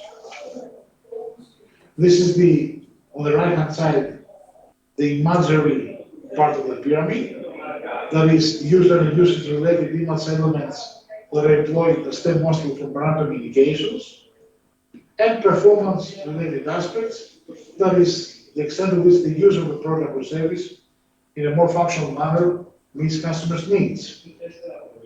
The third step is to elicit the proper customer responses to brand identity and brand meaning. Now, this is where the actual feedback comes from consumers, either in terms of judgments, that is brand-related opinions and evaluations, word of mouth, for example, and feelings, that is the emotional affective response to a brand, and the apex of the brand pyramid, that is resonance, concerns the conversion of brand response to active brand loyalty between consumers and brands.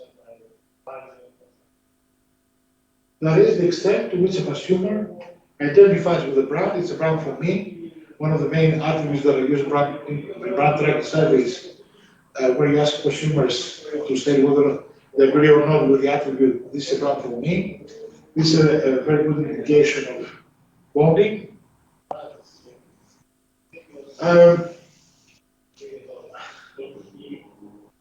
Each of these parts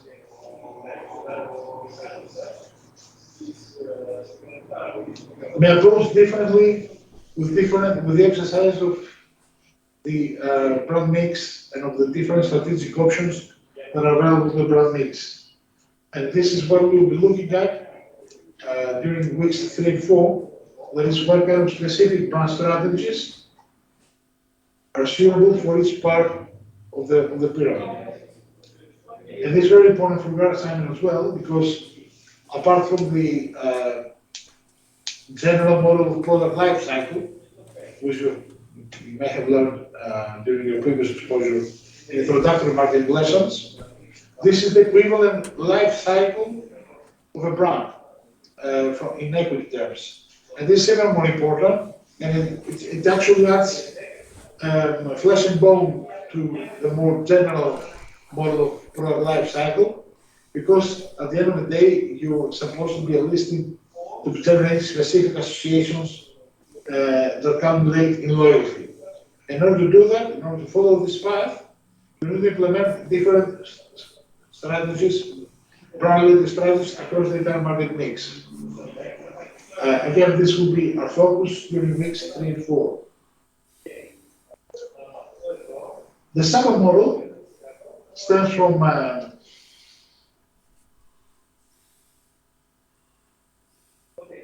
the advertising agency Young Erotica. It's called Brand Asset Evaluator. It's a process of building brands against 4 pillars. That is, energize, differentiation, relevance, esteem, and knowledge. And these measures, these are multi-attribute dimensions.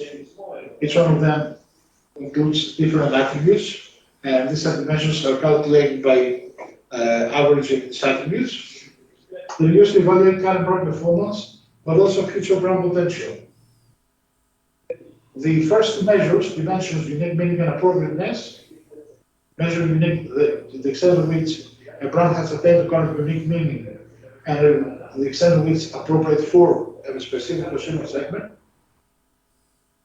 And they're reduced to a further dimension, that is brand strength. The other 2 pillars, esteem and knowledge. Esteem measures the regard with which consumers have one brand, and knowledge, to what extent they're familiar with the brand. And these 2 dimensions are again reduced to an overarching dimension, that is brand stature.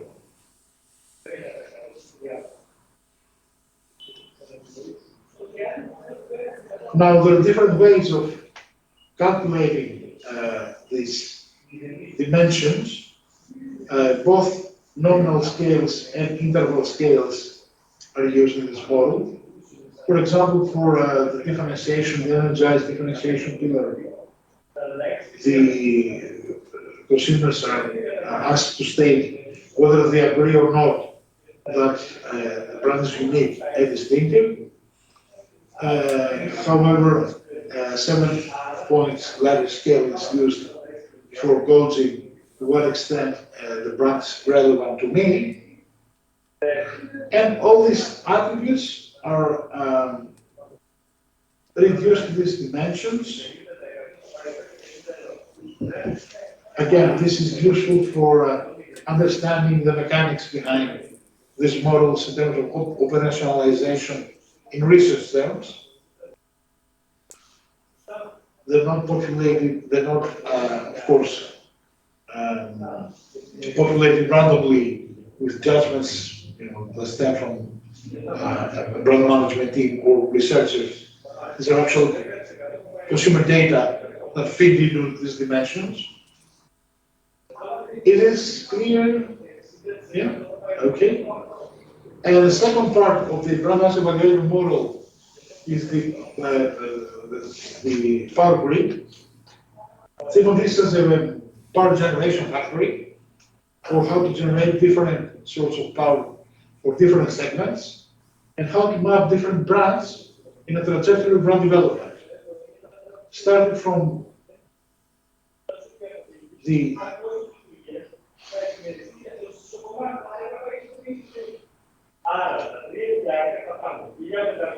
bottom left of the power grid.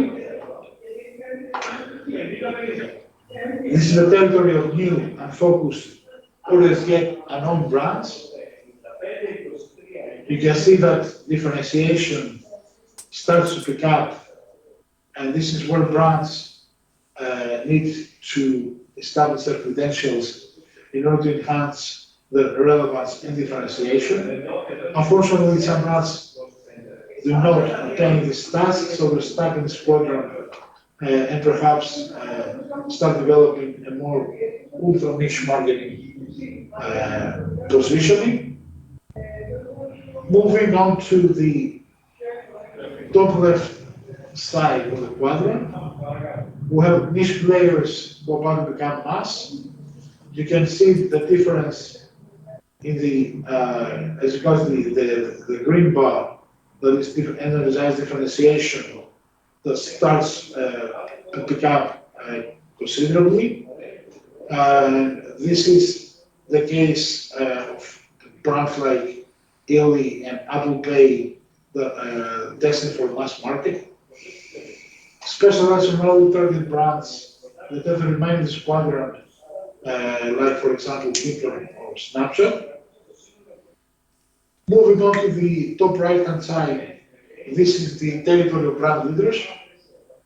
You can see on the left hand bar chart, all relevant dimensions are maxed out, and it's just differentiation, relevant esteem and knowledge. This is populated by brand leaders who have high levels in both brand strength and brand stature. For example, Apple, the NFL or Disney. Although declining equity is not inevitable, of course, brands for whom strength has declined can also be seen in the same quadrant. However, brands whose strength has started to dip below the level of the stature display the first signs of weakness.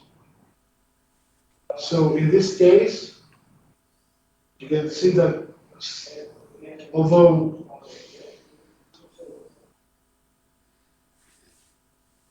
brand strength remains the same, brand stature has started to decline, which paves the way for moving downwards to the bottom right-hand side quadrant. That is the stage of decline or of losing differentiation, or what's called the brand sales. So the power grid is a way of mapping the trajectory of a brand in the vein of classic, typical marketing models like the PCT matrix, the general elective matrix, so on and so forth, but in a more focused manner that relates to brand equity and brand equity metrics. What common elements exist between the brand's evaluator and Keller's consumer-based brand equity perspective? BAV's knowledge relates to CBB's brand awareness and familiarity. BAV's esteem relates to CBB's favorability of brand associations. BAV's relevance relates to CBB's strength of brand associations. And BAV's energy relates to CBB's favorability of associations. And finally, differentiation relates to CBB's uniqueness of brand associations. Again, I think this is an important slide if you wish to compare and contrast between different models to identify how they have approached similar phenomena in different terms. Because at the end of the day, when you compare and contrast the definitions, they contain quite similar approaches. And this tends to happen quite a lot in the equity literature. From another way of portraying differences and similarities between perspectives. Again, I'm not going into great detail, but as you can see, there are quite a lot of similarities between the models by Aaker, Keller, Weiner, Interbrand, and another company called Ecotren. The final model from a CBB perspective we shall be looking at for brand equity comes from my kind of liberal brand. It's called Brand Pyramid. As you may recall, earlier I showed you the original version of this model by Nigel Hollis. He's the global head of consumer insights at Newell Brown. I think he's still the global head. The main pillars of Brand Z again resonate the same stages as the brand resonance model, but in slightly different order, especially when it comes to knowledge and to what extent knowledge is conducive to differentiation. The first pillar, presence, designate the extent to which a brand is top of mind as measured through analytical awareness. Relevance, second pillar, to what extent the brand meets consumer needs at an acceptable price. The third step, performance, that is the functional aspects of the brand, should be at least in parity to the competition and to the key category requirements, to the threshold criteria for each category, performance-wise. Advantage stems from attributes that measure the total side of branding, such as its emotional appeal, personality, and popularity. And finally, bonding measures brand loyalty. The more the consumer feels that brand is the only one that offers key advantages within a brand repertoire, the more loyal it's likely to be. After having collected all the relevant data for each part of the pyramid, then we start comparing among different pyramids in a product category. And this is where it starts to becomes even more interesting and useful in terms of actual brand management. Because as you can see in these two pyramids, although during the first three steps they tend to be quite close, that is in terms of presence, relevance, and performance, as soon as they move on onto advantage, brand B lags behind brand A for about for 20 percentage points, and the picture becomes even more bleak.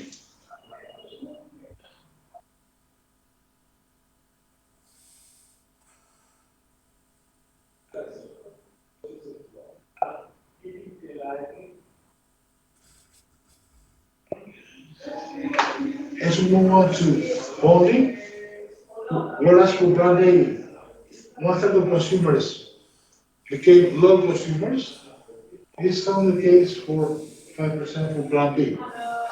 And once we have this metrics, this data from the consumer survey, you start looking backwards at the entire market mix, and you start looking for reasons, try to connect the dots, start looking for reasons why this gap exists. In this case, this stems from a study in the banking sector. This stems mainly from a focus on brand communications.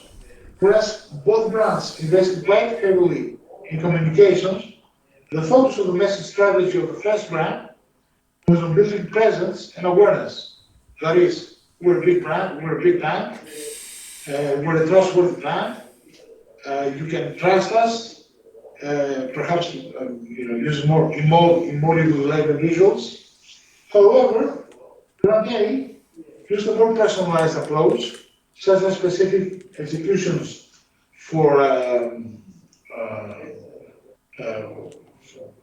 private banking, for more personalized service, which resonated more positively with consumers, thus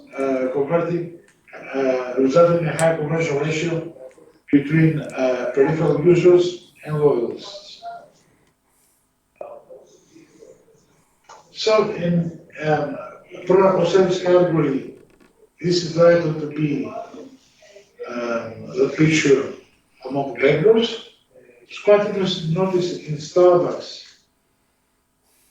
one of the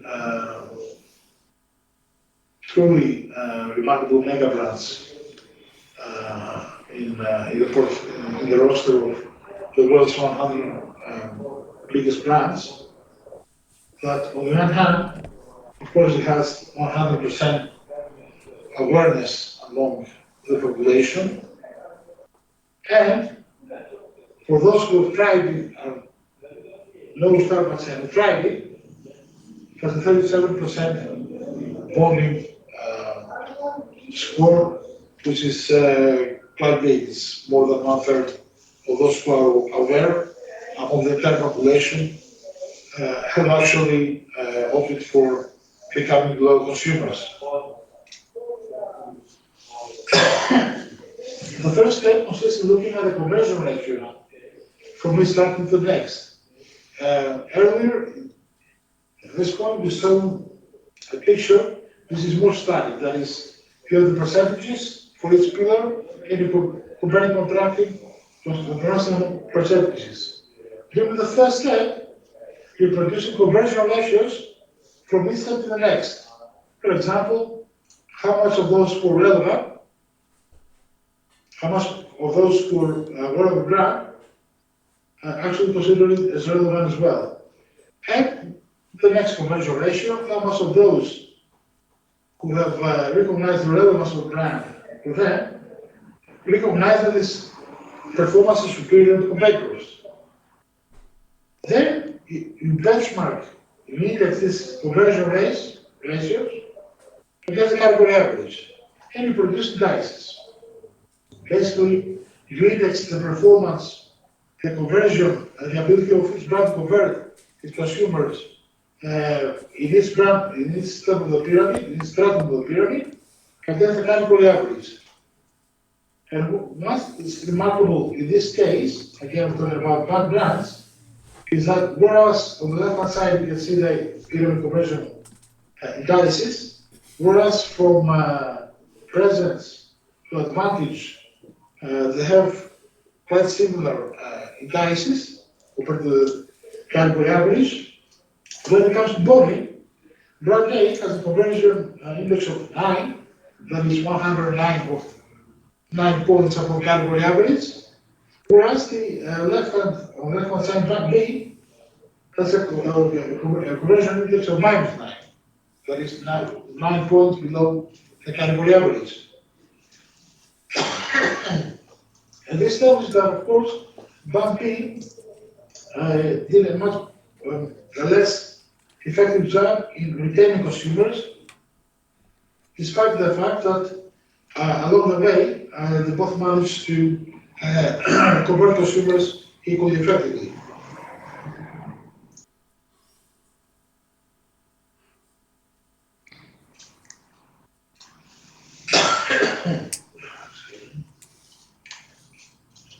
And finally,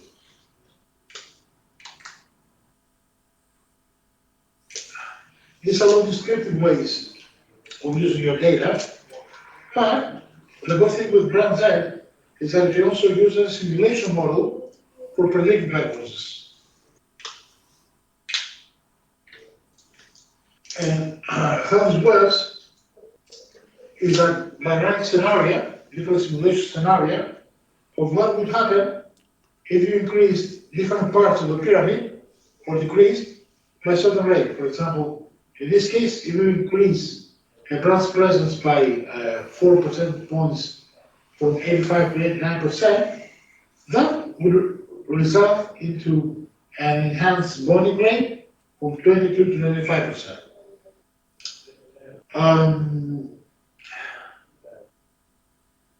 Now, this also has the add-on of the additional component of what's called voltage 2, which is web predict market share growth based on these simulated conversion ratios.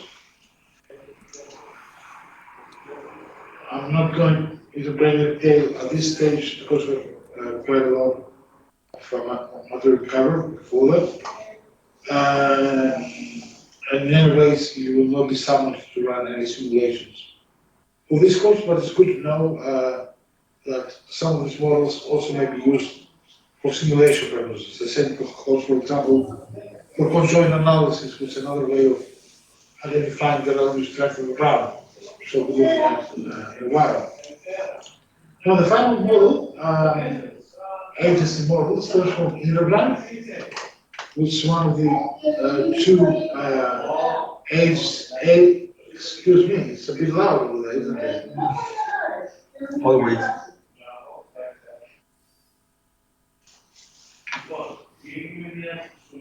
Okay.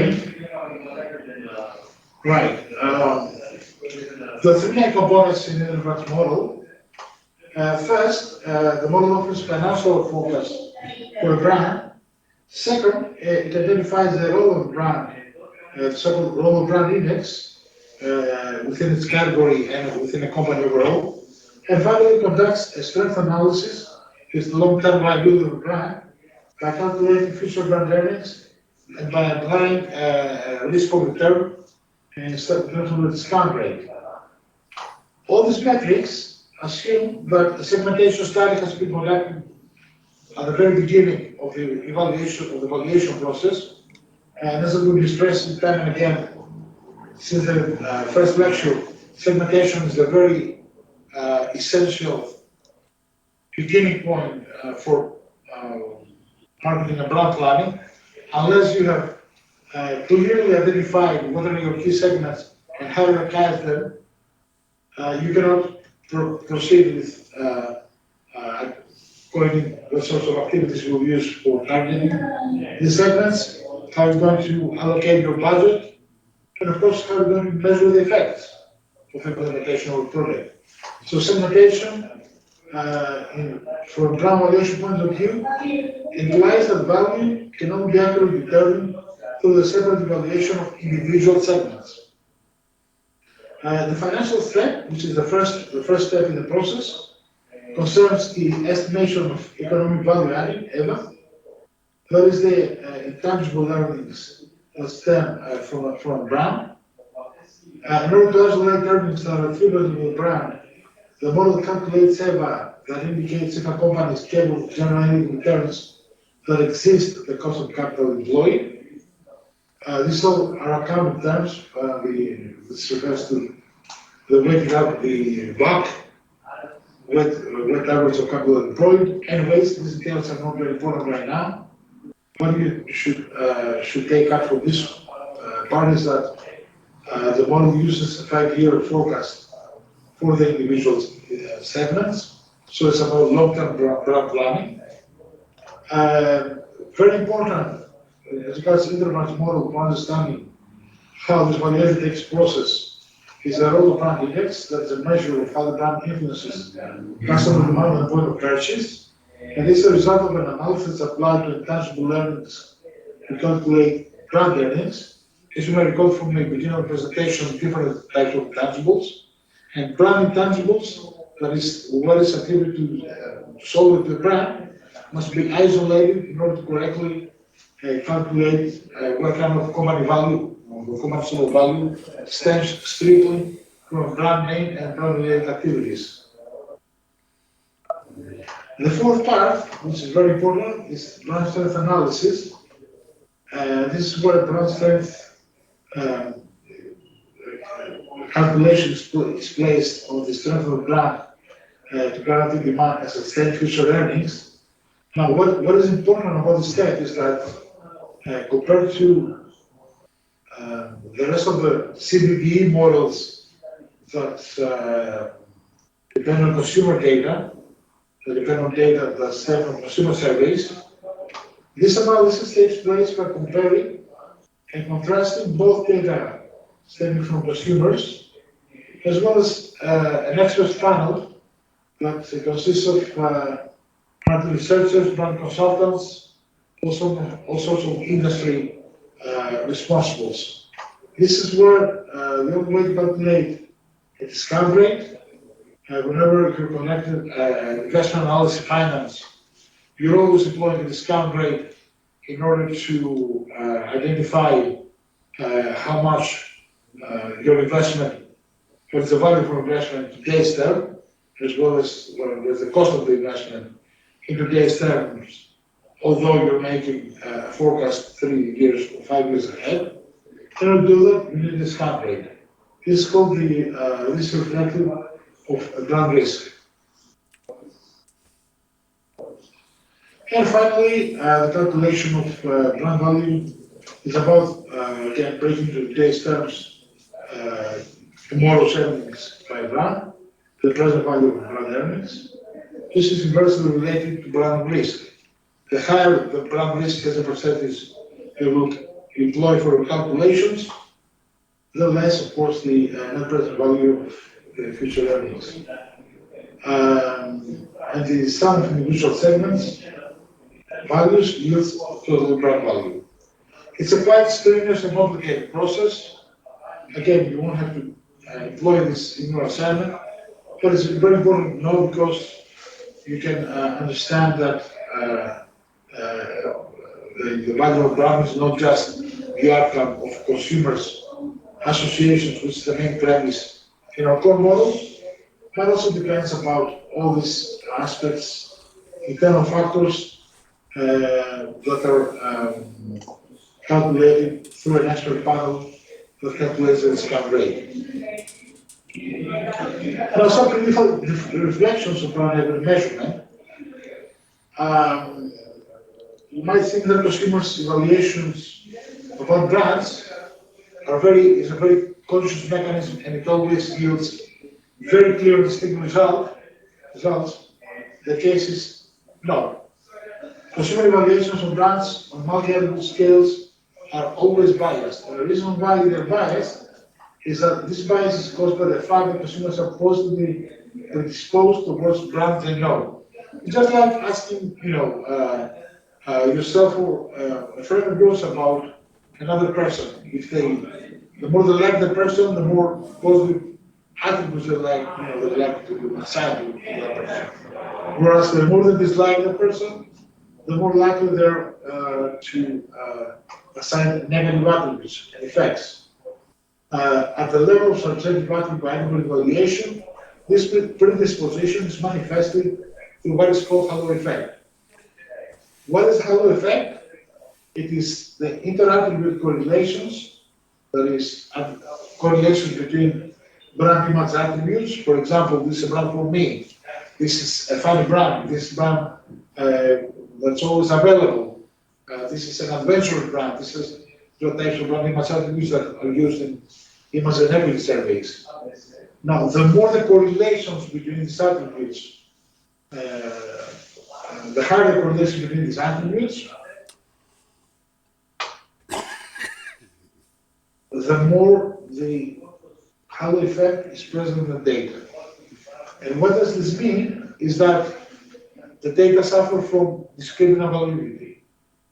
Whenever you're running a quantitative survey, image survey, one of the main validity dimensions you have to look at is discriminant validity, or the extent to which the different scales and attributes that are used in the survey are sufficiently discriminating as vis-a-vis your intentions.